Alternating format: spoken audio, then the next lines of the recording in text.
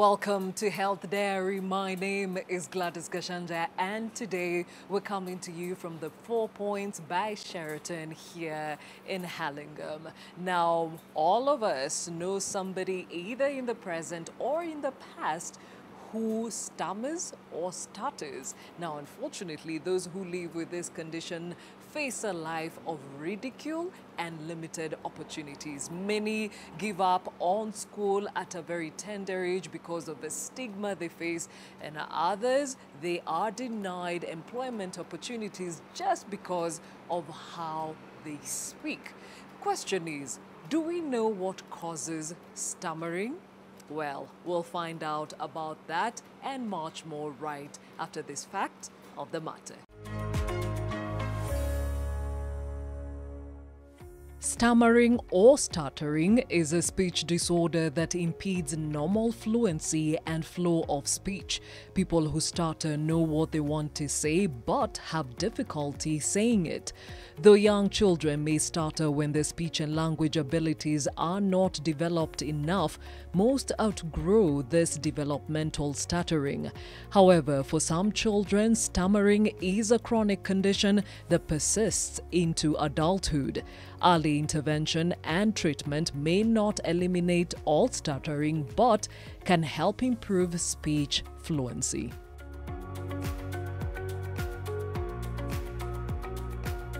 Nikimzaa alikuwa sawa kama kawaida, but niligundua akifikisha miaka 3 akianza kuongea. Hapo ndo nilijua hayuko sawa, nikagundua ako na hiyo challenge. Sasa kama mzazi nilifeel vibaya, mbona mimi nikazaa mtoto hivi. Kasema nimtafutie mahali at least niende nijaribu kama wanaweza msaidia. Kuna mtu nilikuwa nimemuuliza akaniambia nikienda Gertrude Hospital naweza fanikiwa. Sasa nikachukua hiyo jukumu kwenda kule kuuliza kuna hiyo nini inaitwa speed therapy. Kuuliza wakaniambia anaweza fanyiwa but per hour ni 4,500. Kama mimi single mother siwezi. Yeye akiamka asubuhi, anapenda kusikiliza muziki. Kitu atafanya atafungua redio. Anza kusikiliza muziki, osha vyombo. Alafu pia si achezi sana. Ama akikaa kwa tuna watu but si ile group wa nini nao sana. Akianza kuongea, saa zingine anaongea neno inakata kabisa. But unajua kama mzazi anataka kusema nini, inabidi umsaidie. Sasa nimepitia hiyo challenge but nashukuru Mungu. Sasa hivi anaongea, anafanya class 8. Sasa hiyo ndio jaribu. But nashukuru Mungu maana nilipata Dominic. Sasa nilikuwa nasema tu at least kama kuna mzazi anayepitia shida kama hii, ajiunge na Dominic. Tusaidiane hii Be Patient Stammering Foundation. At least tusaidie wale wadogo wenye wanakuwa. Najua sasa kama huyu sahi ashajua shida yake. Sasa ule mdogo mwenye anazaliwa kesho yake itakuwaje? Sasa tuangalie pia hao tuwakuze. So what exactly is stammering or stuttering? And these are terms that we shall use interchangeably in this conversation. To help us along with this is Duncan Ndirango, who is speaking or speaks with a stammer, and of course Dr. John Omaonala, who is a developmental and learning disability consultant. Thank you, gentlemen, for joining me this Sunday. And I'll start off with you, Daktari. A speech disorder that affects normal fluency and flow of speech is how we've defined stammering or stuttering. So what causes this? In children, in most cases, it's developmental. So you find children in early years, before the age of 5, stammering a lot as they learn fluency, because stammering is a problem with fluency. But most people who continue stammering up to adulthood, majority of them would be stammering because of neurological issues. So the way they process language, sometimes they get blockage in the process of processing language. And that affects the way they pronounce or the way they articulate their words. But we can also have other causes like maybe accident or stroke, or quite a number of other things. But we also have people who temporarily stammer, maybe because of anxiety, Yeah, because of depression, because of quite a number of things. So, but that will not be classified as being a stammerer. But when you say someone is a stammerer, it means that that person experiences problem with processing language. How do you tell the difference between this child is learning to speak and there's a problem here? We look at the frequency of stammering. If, let's say, a 3-year-old child is stammering, maybe he wants to have your tablet and says, Mom, can I have your tablet? That's different. So, but if it's so frequent that it's affecting the child's learning and social interaction and social communication, then you should be concerned. However, we say that in early years, if you expose children to language-rich environment, then they are going to outgrow the challenge. But if it's so frequent that it affects children's ability to learn and to interact with other children, then you need to seek a second opinion, maybe from a speech therapist or from a neurologist. Mm-hmm. Okay, so Duncan, when did you discover that you speak differently from the other kids? I think I discovered when I realized myself at an age of around 6 years. That's when I knew that I'm not speaking like my brothers, for example. Yeah. What did the parents think it was? The parents didn't do any much thing because themselves also didn't know what to do. So I basically grew speaking like that and trying to cope with the situation. There was no much assistance that came from my parents or from any other person who realized that maybe I stammer. So I just grew talking like that. Uh-huh. Yes. So when you talk about stammering, how does yours sound like? Because there are different ways of stammering. Well, mine, I think it usually delay in maybe mentioning some words, and also maybe as maybe I'm a bit maybe nervous, it becomes very hard for me even to mention some names or even to make a speech. In the middle of trying to talk, I just stop and maybe take a breath and then again try to talk again. So as I mentioned, Daktari, people stammer differently. So which are these categories? Yeah, we have those ones who will find it difficult to articulate initial consonants. So for example, cat or man, so initial consonants are affected. And we also have those ones who will find it difficult to articulate the whole word. So like school. And then we have those ones who will have total blockage. And so they'll take long before a word can come out. So it's all to do with fluency. And we have those ones whose the whole sentence or phrases are affected.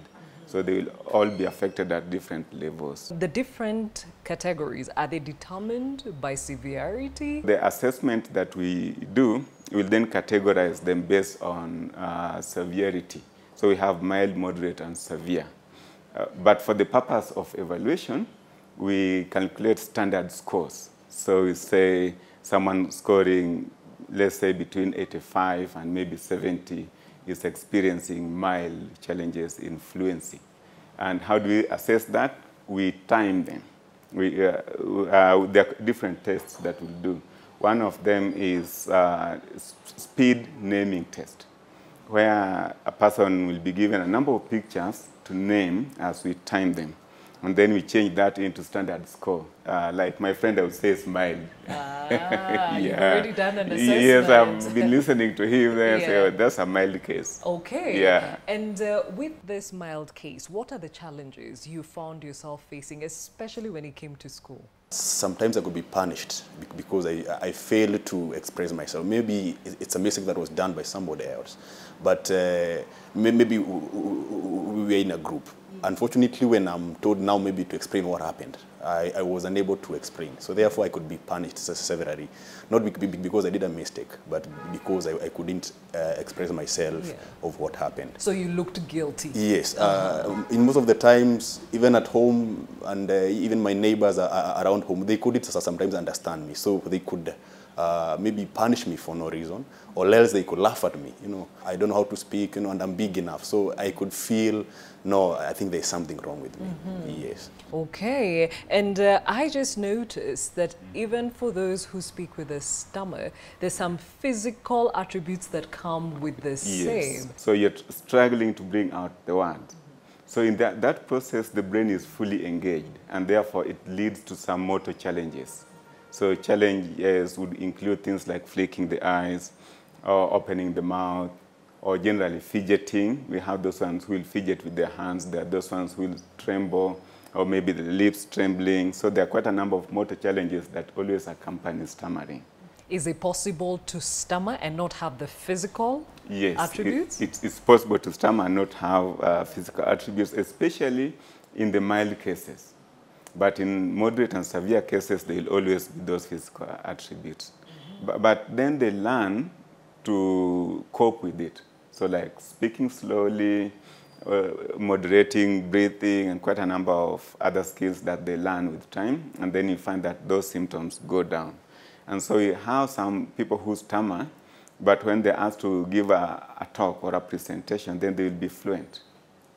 Yeah, but then when they're under pressure, then they stammer more. Yeah, so it depends on the coping strategies that they have been taught or that they have learned over time. Yeah. Okay, now, does stammering reduce with age? Has yours reduced with age? Yes. I think when I was growing, maybe when I was young in primary school and partly of high school, I couldn't literally utter some words. But I think as I'm growing and again gaining more confidence in myself, the issue of stammering has greatly gone down, as in has greatly trying to reduce compared to when I was young. You mentioned earlier that you never got intervention. So how did you learn to cope with the stammer? Well, it hasn't been easy because I've been fighting all through myself.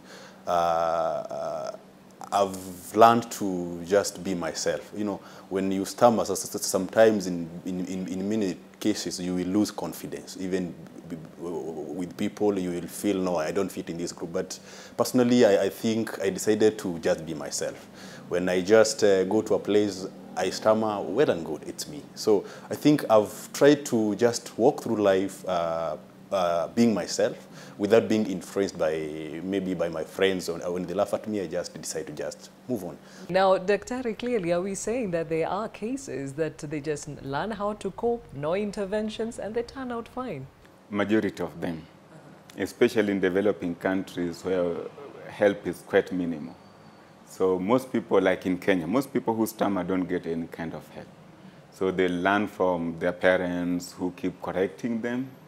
Yeah, maybe dad makes fun of that and mom corrects the child, and then they keep learning as they go. Speech therapy is still new in Kenya. So we have very few speech therapists. And so very few children can access any kind of help. But again, as they grow up, I've met people who are stammering more. I actually know of a speech therapist who used to stammer. Yeah. Yeah. He was my classmate. He stammered more. He graduated as a stammerer. And then when he enrolled for a master's degree in speech therapy, his stammering started going down. He learned coping mechanism as an adult. Okay. Now, you've heard Dr. talk about coping mechanisms and interventions. So what is available out there? We'll talk more about that right after this break.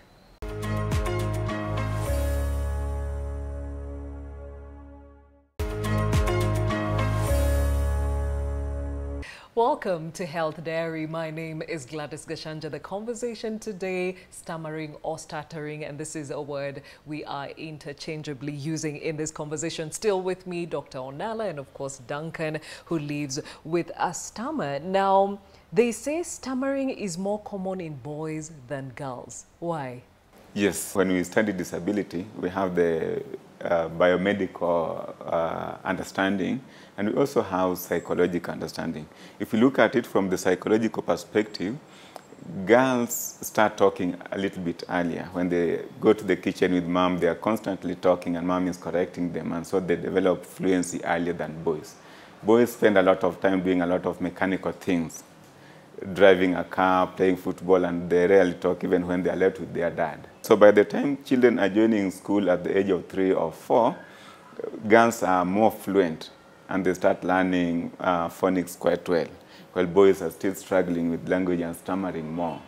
But then again, looking at it from the biomedical side, developmentally, again, boys take long to develop fluency for the wiring of the brain and quite a number of other things. So, and then when there's things to be inherited, so like autism or dyslexia, you still find that boys are more affected again because of their genetic makeup.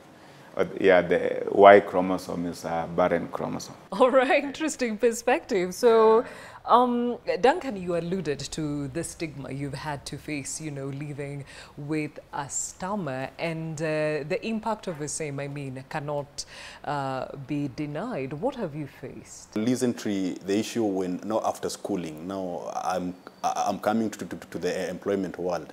So for me to sit for that interview and maybe express myself has been a challenge. Actually, I've lost quite a number of opportunities just because I couldn't express myself maybe during that interview. I sometimes even fear to undertake some activities for me not to be, to fail or to be seen as if I'm a lesser person. So like in high school, I couldn't maybe do some games, or I couldn't maybe interact with other people, like in the debates. Actually, I grew to be wanting to be a lawyer, but when I realized that I can't maybe speak like how they do, I dropped that. So you see, I've lost maybe some opportunities which I could have taken well if I was maybe if I didn't stammer. Now, you mentioned you just got married a few months ago. How has the dating life been? Well, it wasn't that easy for me to actually express myself to that girl, let me call her so. Yeah, but one thing I could really thank God is that she accepted me the way I was. And actually, we started dating since campus. So actually, when I was in campus, I was more severe. Actually, well, the reason why maybe she could accept me is because I could even perform well in class, maybe when it comes to writing and all that. So I realized I have more strength, and she could encourage me on that. And therefore, we just moved onward. Dr. Onala, what is the possible complications of ridicule or stigma on those who live with a stammer? Starting from early years, children who stammer are less likely to engage in more social activities than the neurotypical ones. Just starting from kindergarten, when they realize that they're not able to speak like their peers, they're not able to answer questions like the rest, they start coiling back. So the teacher asks a question, you know the answer quite well, but you can't put up your hand because you're not sure whether you'll be able to say the answer correctly or within the required time. So their level of confidence starts going down from early years. And then sometimes there's also peer bullying in school. So you can't talk well, and then they imitate the way you are talking. So that damages their self-esteem as they're growing up. But again, when it comes to academic performance, people who stammer would be slow in reading. So your comprehension is still intact, but your speed is lower than the neurotypical one. So, and that is usually not considered in examination in Kenya, in our Kenyan system. Mm-hmm. And sometimes the community will sideline them because they're not able to give the output that the community expects. So technically we say that disability is not a problem is the society. Duncan, he talks about the mental health impact. I've had those kind of episodes, and maybe the way I've packed myself in life, as in how to move on regardless of those barriers, has really helped me in terms of coping with the society. The moment that we realize that we are good to go, we can undertake that job, we can conquer the society as any other person. I think that is basically what has helped me maybe in my case to just move on with life and try to prove to the society that we are not lesser people just because we are stammering. Do you have bad days? Yes, I do have bad days. Something will happen in the office and my boss will have to be explained what happened. So I'll find myself there trying to explain, but words have gone. In most cases, I'll find myself just accepting some blames just to avoid so many conversations, which may lead to me being to me maybe being seen as an inferior. So I just accept some blames and then move on. But that one again will really hurt me inside. So I will have a bad day because definitely I will accept something I didn't do just because I couldn't express myself. I guess the bigger question here for, parents, guardians is where can somebody get intervention? How early in childhood can you intervene for your child? At the age of 3 or 4, children are joining school with very minimal language. They're stammering. More expressive language is very low because parents are not engaging children at home. So what I would advise parents from early years, engage your child in a lot of conversation. So talk to your children, be there physically and socially with them. Talk to them, take them out.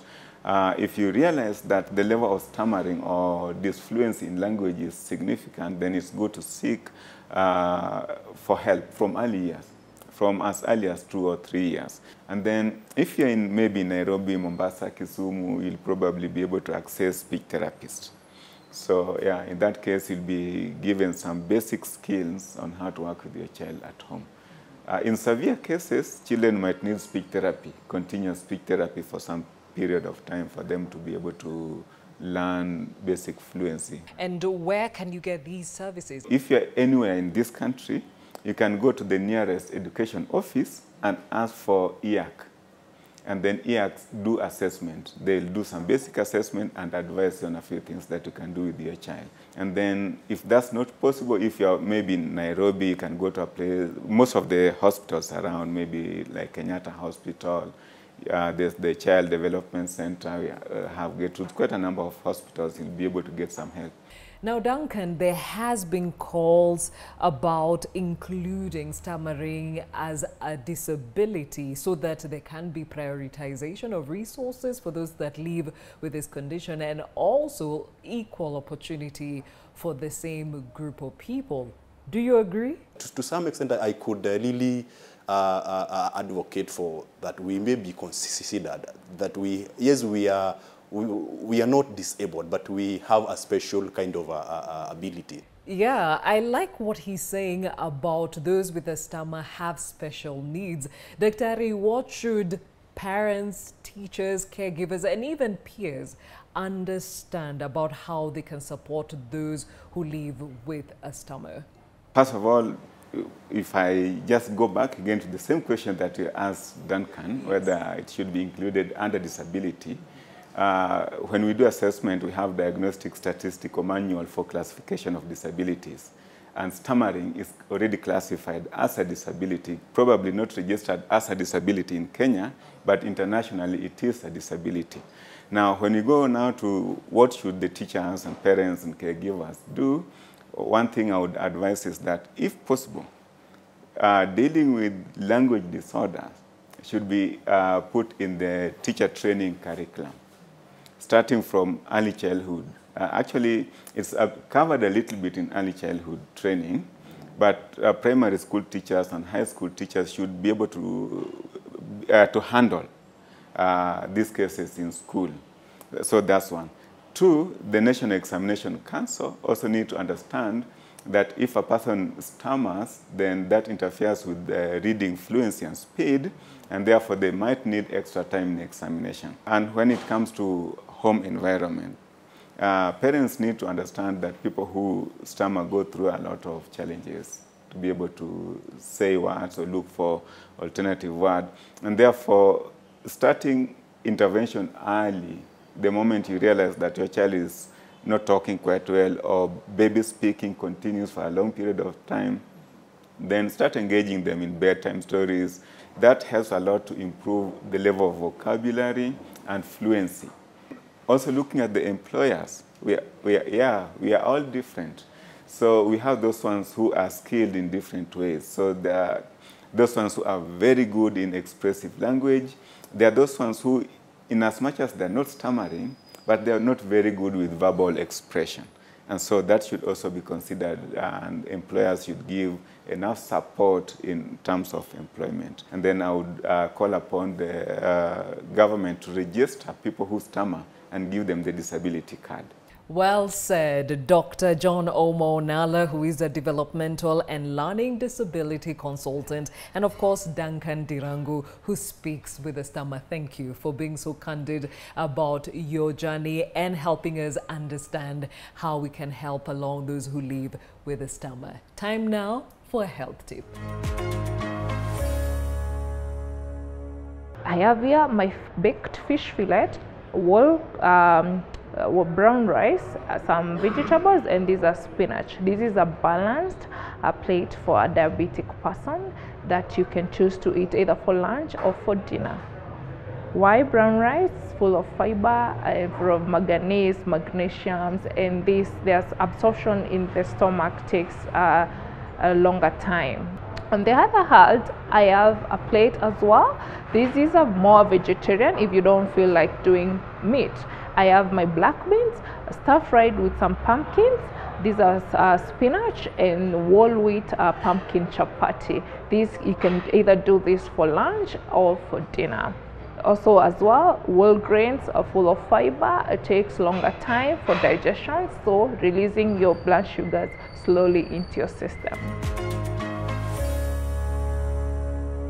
Information is definitely power, as we learned more about stammering and stuttering. Thank you for your comments and your questions coming through on our social media handles. Dr. Onala will be answering all of your queries. And remember, we've been coming to you from the 4 Points by Sheraton here in Hurlingham. My name is Gladys Gashanja. Until next time, see you.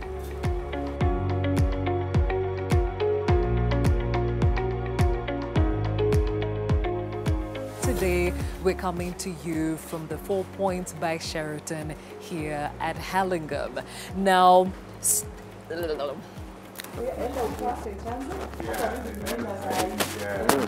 by the way, what I could distract is Tulia. Yeah. Na venye ilikuwa mrefu hiyo. Man.